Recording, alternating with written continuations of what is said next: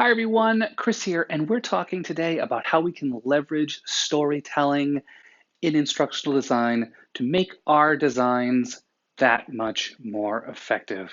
Specifically, we're talking about Act 1 in the three-act structure and how we can apply the first four phases of the hero's journey to our learner's journey to really maximize our effectiveness. So we know that Act 1 of a play is when we're introduced to all the characters. And that's what happens in these first parts of the hero's journey. The first part being the ordinary world, second being the call to adventure, then the refusal of the call, and finally the fourth part of the fourth stage of the hero's journey is meeting the mentor. So all of this happens in Act 1 of a typical story, and they directly parallel to what we can do as instructional designers to maximize our effectiveness. So the first part of the hero's journey is the ordinary world. This is Bilbo Baggins sitting outside his hobbit hole for his morning smoke of his pipe with his tea. And this is in a story, this is where we see the hero's everyday life. We learn about their true nature, their capabilities, and their general outlook on life. And in a lot of ways, this sounds an awful lot like a learner analysis, doesn't it?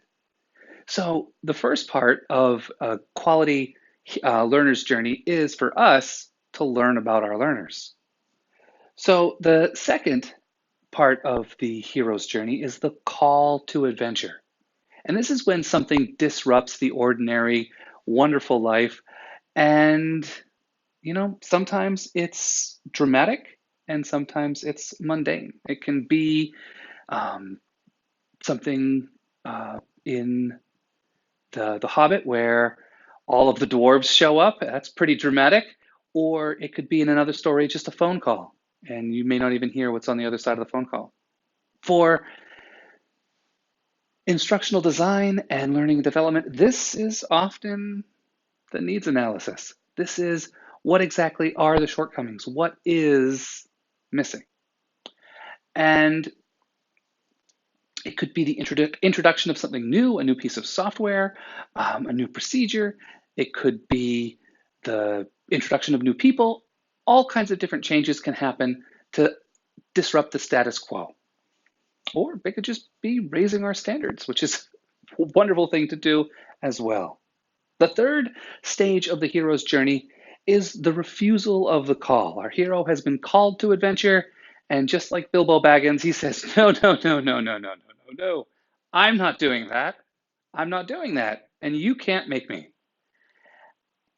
This almost always in the story has to do with uh, a unresolved fear or an unresolved question or some ambiguity that causes our hero to not want to go in that direction. Obligation at home, um, and all of these different things that as instructional designers, we can anticipate if we've done our learner analysis well to put the answers to all of these questions that our learners will have upfront so that they can see them.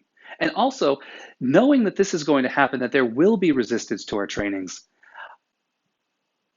making sure we're listening so that we can, if we haven't already anticipated them, we can build the answers to these in the future.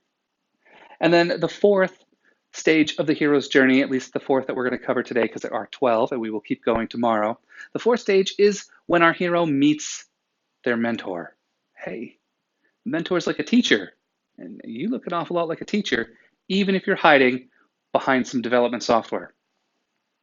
So at this part of the hero's journey, the hero is introduced to their mentor, and the mentor helps them overcome the fears, the uncertainty, gives them a tool, something, gives them resources, advice to help them overcome that refusal of the call, that fear that's holding them back.